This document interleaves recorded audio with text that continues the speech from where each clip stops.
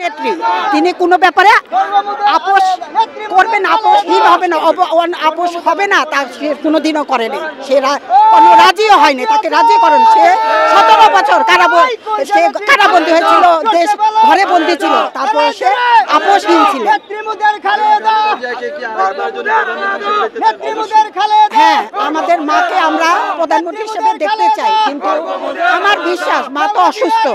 মা যেহেতু অসুস্থ, এখন তরুণ প্রজন্ম আমাদের ক্ষমতায় আসা উচিত। সেই ক্ষেত্রে আমি মনে করি তারেক জিয়া ভাইয়া প্রধানমন্ত্রী হলে আমাদের জন্য, আমাদের দেশের জন্য সবচেয়ে বেটার হবে। দেশমাতা, দেশ নেত্রী, আমাদের মা দেশে ফিরে আসছেন সুস্থ হয়ে, শারীরিকভাবে সুস্থ হয়ে দেশে ফিরে আসছেন। এই আনন্দে আমরা এখানে এসেছি, স্বাগত জানানোর জন্য আমরা এসেছি, তাকে বরণ করার জন্য আমরা এখানে এসেছি। একজনের দেশ থেকে তিনি কোনো ব্যাপারে সে শুধু ক্ষমতা চেত, সে কখনো কোনো ব্যাপারে আপোষ করেনি। আর আমাদের মা তার সে অনেক কিছু করতে পারতো, অনেক কিছু সে রাজি হতে পারতো, কিন্তু সে রাজি হয়নি।